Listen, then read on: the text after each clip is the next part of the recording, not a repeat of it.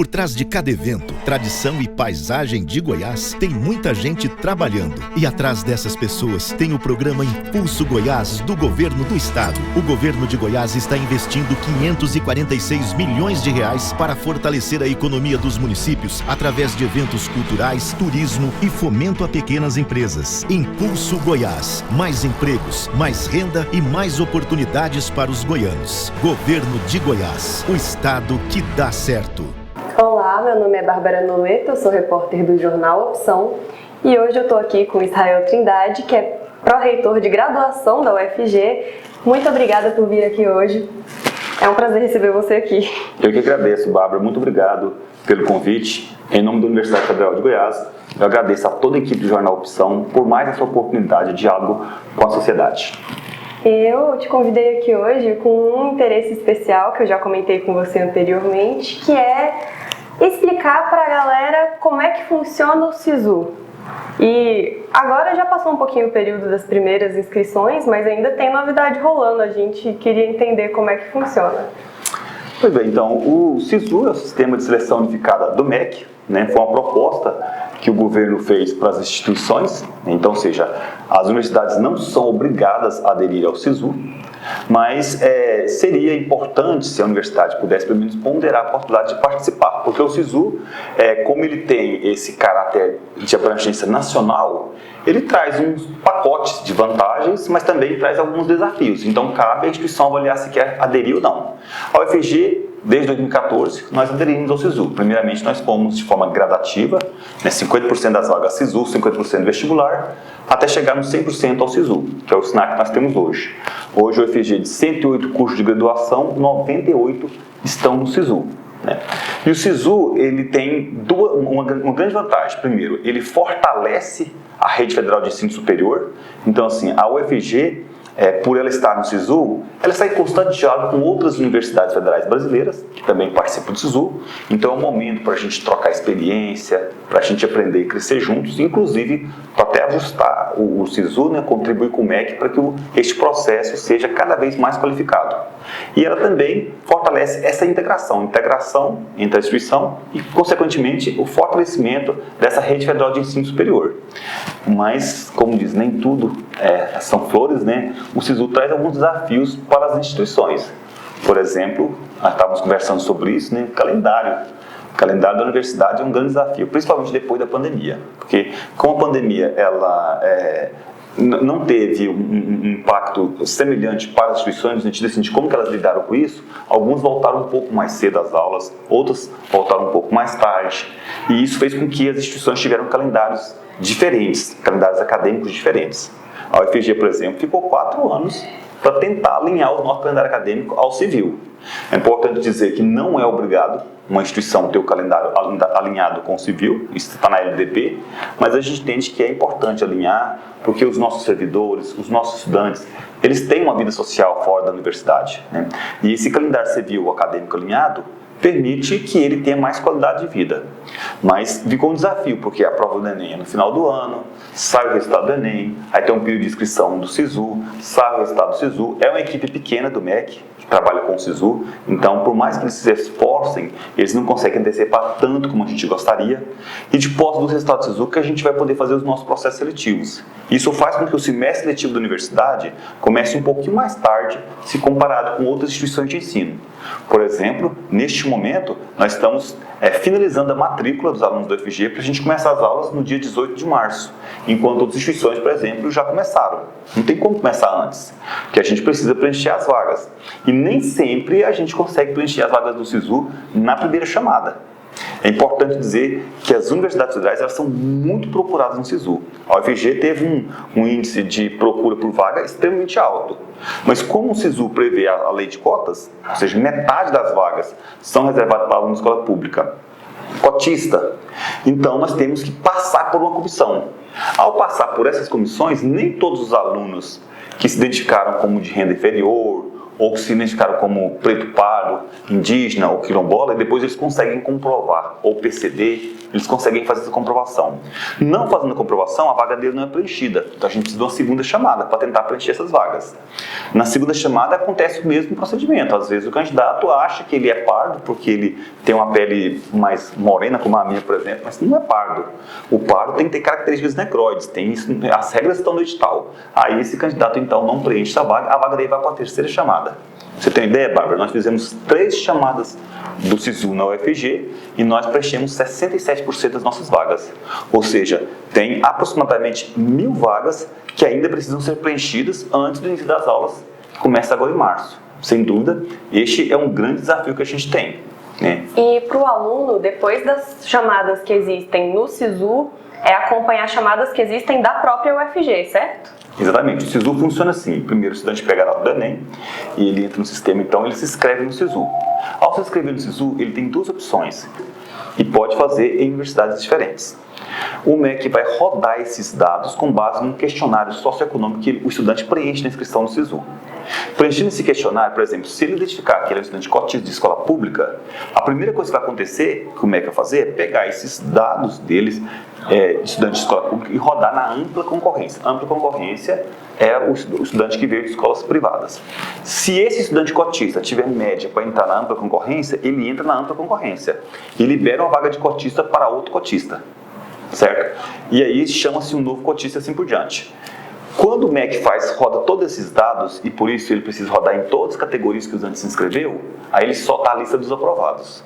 O estudante pode ter sido convocado no curso que ele fez como primeira opção, ou pode ser convocado no curso que ele fez de segunda opção. E aí é importante dizermos isso. Uma vez convocado o candidato, ele não é mais convocado. Então, às vezes, o candidato pensa, o meu curso, minha primeira opção era o UFG, curso de medicina. Minha segunda opção seria medicina em outra universidade. Eu não passei no UFG, mas eu fiquei na segunda opção lá na minha outra universidade. Então, eu vou aguardar, porque de repente eu consigo ser chamado na primeira. Não vai. Você é chamado somente uma única vez. E aí, uma vez o estudante sendo aprovado, ele precisa confirmar que ele tem interesse em ficar naquela chamada que ele foi selecionado. Aí o processo passa para a gestão da universidade. Até então era a gestão do MEC, passa a ser gestão da universidade. E uma vez o aluno não sendo contemplado, ele pode manifestar interesse em chamadas subsequentes. A gente faz às vezes 2, 3, já fizemos 4 chamadas do SISU e uma chamada pública. Ele manifestando interesse nas chamadas subsequentes, o MEC encaminha essa lista para as universidades e elas então fazem uma segunda chamada, fazem uma terceira chamada, até encerrar o processo do SISU. Encerrando o processo do SISU, a universidade tem autonomia para fazer outros processos seletivos. E aí, este ano, a gente teve uma novidade no SISU, que foi a nova lei de cotas. Essa lei de cotas foi aprovada em outubro do ano passado, né? E imediatamente já foi aplicada o SISU deste ano. Então, isso foi uma decisão acertada do governo federal, dizendo, olha, existe uma nova lei de cotas e ela precisa ser implementada o mais rápido possível, porque nós precisamos garantir os direitos da lei de cotas. Só que ela teve um preço muito caro para pagar, que é tanto o MEC, tanto as universidades, não tinham feito um teste, um piloto dessa nova aplicação das regras do SISU, nessa nova lei de cotas. E o que aconteceu é que o MEC cometeu alguns equívocos nas listas. Não sei se você deve ter acompanhado pela mídia, primeiro soltou um resultado, de repente retirou do ar porque tinha uns erros. Aí divulgou a lista primeiro, divulgou a lista depois que alguns alunos até tinham feito um print da tela, tinham achado que tinha sido aprovado e de repente a lista mostrou que não tinha sido aprovado. Então já teve um equívoco naquela primeira lista. A lista chega para a universidade, a gente faz as chamadas e tal, e a segunda chamada também tinha algumas inconsistências. Inclusive nós fizemos alguns ajustes na segunda chamada para corrigir essas inconsistências. E agora a gente está fechamos a terceira chamada, estamos analisando os recursos, né, que o estudante pode protocolar recurso, e nós vamos definitivamente agora fechar o SISU da UFG. Então nós fechamos com aproximadamente umas 3.100 vagas preenchidas, de 4.494 nós ofertamos, está mais ou menos 67% de preenchimento, e tem mais umas 1.000 vagas a serem preenchidas. Aí aqui de prontidão, a primeira informação que a gente está dando aqui no Jornal Opção é que essas vagas elas vão para um edital complementar, que nós vamos fazer agora, complementar o SISU, e nós vamos disponibilizar essas vagas, e a princípio tem vagas em todos os cursos de graduação do UFG. E para esse processo seletivo, Bárbara, nós vamos aceitar candidatos que fizeram Enem nos últimos 10 anos. que isso é importante também. O que é o problema do SISU? O SISU só pega o candidato que fez o Enem no ano anterior. Então, aquele candidato que fez o Enem e não conseguiu entrar na universidade, ou ele tem que fazer um Enem de novo, para ele tentar um novo SISU, ou então ele está fora. Porque o Enem é a porta de entrada da universidade, né? Agora a gente está dando uma segunda chance para aquela pessoa que fez e não passou, e ter a oportunidade agora de usar o seu Enem, pode escolher qual Enem que ele teve o melhor rendimento, e se ele fez Enem nos últimos 10 anos, ele pode se inscrever em edital complementar para preencher essas vagas que estão faltando. Agora, é necessário isso, é necessário que tenha edital complementar para a gente diversificar as portas de entrada na universidade. O SISU ele tem essas vantagens, só que ele tem essa desvantagem, que é ele pega uma camada da população, ele não consegue alcançar todo mundo. Então, vou dar um exemplo claro, por exemplo, uma pessoa que tem mais de 60 anos, qual que é a possibilidade dessa pessoa entrar na universidade? Se você pedir uma pessoa que tem mais de 60 anos, que terminou o antigo segundo grau, que nem ensino médio não era, né? O antigo segundo grau, há 20 anos, diz, olha, tem que fazer uma prova do ensino médio. Essa pessoa está completamente desatualizada e é um entrave, é um óbice para essa pessoa acessar a universidade. Então, é importante a gente ter, além do SISU, a gente ter outros processos, avaliar outros processos. E tem universidade que está fazendo isso já. Por exemplo, a UNB. A UNB criou um processo seletivo específico para pessoas com 60 anos ou mais. A Universidade Federal de Goiás também criou um processo seletivo específico para o curso de Educação Intercultural Indígena. A gente tem processos seletivos separados para outros cursos, porque a gente entende que tem determinados setores da sociedade que, se a gente não diversificar os nossos processos seletivos, a gente não alcança. E a gente não alcançar é, sem dúvida alguma, um óbice, né, para uma universidade democrática e plural e diversa que a gente quer construir. E quais são as vantagens que a universidade e a sociedade recebe por essa diversificação de pessoas? Essa é uma excelente pergunta, porque nós entendemos que a universidade ela é o espaço do contraditório, é o espaço do debate, é o espaço do diálogo, né? Então, se você tem lá na universidade predomínio de uma determinada categoria social, um determinado grupo social, o debate fica prejudicado, né? E agora, quando você, por outro lado, você abre as portas para receber estudantes internacionais de intercâmbio. A UFG tem intercâmbio, tem convênio com países do mundo todo. Nós temos mais de 130 acordos de cooperação com países do mundo todo. Então, nós recebemos estudantes de diversas partes do mundo, né? Esses estudantes, eles trazem uma língua diferente, uma cultura diferente, uma cosmovisão diferente. Então, a presença desse estudante internacional na universidade, ele amplia o olhar dos nossos estudantes, reduz o xenofobismo, combate o preconceito, a discriminação, e é uma forma do Brasil colaborar para o desenvolvimento de outros países, da mesma forma também que nós encaminhamos nossos estudantes para outros países também. E você chega na universidade, você encontra um estudante indígena, né? Isso é importante, porque as pessoas pensam que indígena é uma coisa só. Não, nós temos diversas comunidades indígenas do Brasil, cada um com uma língua diferente, uma cultura diferente, né? E você vê a presença desses estudantes indígenas e entender que a Universidade Federal de Goiás também é território indígena, é um território quilombola. Isso é importante para a gente ver essa diversidade que existe dentro do nosso próprio país e que às vezes a gente ignora, né? Antigamente a gente tinha um predomínio na universidade de uma camada social mais elitista, que tinha condição de pagar um cursinho preparatório para entrar na universidade. Hoje a realidade mudou. Hoje nós temos 50% das nossas vagas são reservadas para alunos de escola pública. E hoje a maioria dos alunos da universidade são de escola pública. E dentro dessa categoria de escola pública, a gente tem estudantes PCD, pessoas com deficiência, a gente tem estudantes de renda inferior, a gente tem preto pardos, além dos indígenas e quilombolas, que são as categorias que nós temos das cotas, né? Nós temos estudantes de outras cidades. Graças ao SISU, nós temos estudantes de outros estados do Brasil. Então, hoje você chega na universidade, você vê pessoas do Nordeste, do Norte, do Sul, do Centro-Oeste, do Sudeste, de outros países, homens, mulheres, pessoas brancas, pessoas pretas, pessoas trans. Todas as pessoas estão ali convivendo, né, em meio à diversidade, e hoje eu posso dizer que isso faz com que a UFG hoje ela seja um retrato do país, um retrato do Brasil. Hoje a UFG é uma miniatura do Brasil, com toda essa riqueza de cultura, de diversidade, que é importante e que a gente precisa preservar. E hoje, qual é o desafio que você vê como uma missão sua ou que já tem algum plano aí para lidar no futuro próximo? Nós temos N desafios na universidade. É difícil a gente dizer qualquer um só, mas eu vou dizer um conjunto. Qual é o conjunto de desafios que a gente tem hoje, Bárbara? Primeiro, o seguinte: primeiro desafio nosso, nós não podemos deixar vagas na graduação ociosas. Nós temos 4.494 vagas ofertadas pelo SISU, em 98 cursos de graduação, mas nós temos editais próprios, nós temos processos seletivos específicos e às vezes a gente não consegue preencher todas as vagas. Isso é uma grande contradição.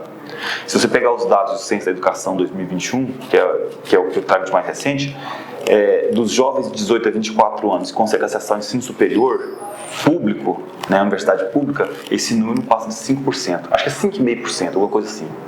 É um número muito baixo, muito aquém de um país que quer se tornar uma potência. Então, nosso primeiro grande desafio, nós precisamos fazer todos os esforços necessários para não deixar vagas ociosas na graduação. E para isso vale a pena a gente repensar, inclusive, os nossos processos seletivos. Diversificar processos seletivos, diversificar formas de ingresso, para que a gente possa alcançar mais pessoas da sociedade e que elas possam vir para a universidade e preencher todas as vagas. Preenchidas todas as vagas, o segundo desafio nesse pacote é combater a evasão e a retenção. Boa parte dos nossos estudantes são pais e mães que arrindo de família, né? Pessoas que têm que conciliar o estudo com o trabalho e às vezes vem de uma outra cidade, não tem onde ficar, precisa de moradia, precisa de auxílio alimentação, precisa de auxílio estudantil, de passe estudantil. Então a gente precisa pensar essas políticas de assistência estudantil para garantir a permanência desses públicos mais vulneráveis. E aqueles estudantes que têm dificuldades pedagógicas, a gente precisa encontrar formas deles terem acesso ao conhecimento mínimo necessário para eles avançarem no curso. Combater a evasão e retenção, que é uma taxa extremamente alta. Se você pegar a taxa de evasão do ensino superior brasileiro, gira em torno de 50%. Na UFG está um pouco abaixo, a nossa taxa de evasão está um pouco mais baixa que a nacional, mas a taxa nacional é uma taxa que muito nos preocupa. E nós precisamos, então, combater a evasão e retenção, a gente precisa melhorar a nossa diplomação. Nós fizemos um compromisso que é, este ano, somando todos os nossos processos seletivos, nós vamos colocar na UFG 5.000 novos alunos na graduação. O que seria o cenário ideal? Você fala dos desafios, né? Como eu me senti assim? Não, eu estou satisfeito. Quando nós chegarmos a colocar 5.000 alunos matriculados e entregar o diploma para 5.000 alunos. Porque a gente está dizendo, então nós realmente estamos fazendo a universidade acontecer e estamos fazendo a inclusão. Porque nós estamos colocando o aluno que, se não fosse por meio da lei de cotas, ele nunca conseguiria acessar a universidade, porque o princípio da equidade demonstra muito isso, né? Um aluno tem uma trajetória diferente, ele tem que ser, o princípio da equidade precisa reparar isso. Mas se esse aluno entra e ele não consegue receber o diploma no final, a gente não fez a inclusão. A gente colocou ele na universidade por uma porta e ele saiu por outra. A gente precisa colocar para condição de receber o diploma. Recebeu o diploma, excelente. Fizemos a nossa parte, que é fazer a inclusão. Então eu acho que todo mundo tem que ter uma bandeira na vida, né? E a bandeira que eu tenho é essa bandeira. É a bandeira de defesa da universidade pública, que ela possa ter todo o seu potencial, que ela foi criada, ela veio criada para você fazer uma transformação, né, na sociedade, uma transformação não apenas acadêmica, científica, uma transformação humana, uma transformação para a vida, né? Então, ou seja, defender a universidade pública, defender a instituição pública, porque eu não tenho dúvida nenhuma, Bárbara, é o seguinte, que hoje a única forma de ascensão que uma pessoa tem hoje no Brasil é por meio da educação. Então, por muitos anos, nossos jovens foram iludidos, às vezes tentar o caminho mais fácil, às vezes ser um jogador de futebol, acertar na Mega Sena. Não, a gente tem que convencer os nossos jovens que eles precisam investir na ciência, precisam investir no conhecimento, que é dessa forma que eles vão mudar a sua realidade e vão mudar a realidade do nosso país, né? Até porque conhecimento ninguém tira de você, né? Exatamente. Isso é algo que você carrega pro resto da sua vida e que vai te ajudar em todos os momentos da sua vida e que você tem condição de passar para os seus filhos. A verdadeira herança que a gente pode deixar para os nossos filhos, né, Bárbara? É verdade. E só para finalizar, existe algum recado que você gostaria de deixar para os nossos leitores hoje? Não, claro, com certeza, acho que é muito importante nós falarmos, fazer esse convite, né, para as pessoas conhecerem um pouco mais da universidade pública. Quando a gente fala de universidade, as pessoas pensam que às vezes é algo distante. A universidade é algo que está lá no campus. Não, a universidade está muito mais próximo de você do que você imagina. Nós temos ações de extensão, nós temos ações de pesquisa que impactam diretamente a vida das pessoas. Quando eu até digo assim, quando você vai lá na farmácia, você é bem atendido com um farmacêutico que te orienta direitinho, você vai ver aquele farmacêutico, ele teve uma formação e em boa maioria das vezes é um egresso da nossa universidade. Quando você vai no CAIS, você é bem atendido por um médico, você tem ali uma enfermeira que te atende, tem um profissional de saúde, ali tem pessoas da UFG, formadas pela UFG, que estão ali trabalhando, né? Nas escolas, orientando os meninos, dando aula ali. Então, ali é a presença da universidade por meio de seus egressos. Então, o recado que eu dou é: venha conhecer um pouco mais a universidade, participar das ações da nossa universidade. E se você ainda não tem um curso superior ou deseja fazer um segundo curso superior, a universidade está de portas abertas. Nós temos diversos processos seletivos, né, que a gente apresenta. Temos programas de pós-graduação. Nós temos mais de 100 cursos de pós-graduação à disposição. Se você já fez um curso superior, né, queria ampliar a sua formação, também está à disposição. E em especial, em relação à graduação, é informar, né, que nós teremos em breve o edital complementar com quase 1.000 vagas nos nossos cursos de graduação. Então, a gente deixa o convite para as pessoas se inscreverem, participarem e vir fazer parte da comunidade UFG. É isso, muito obrigada. Eu que agradeço, obrigado.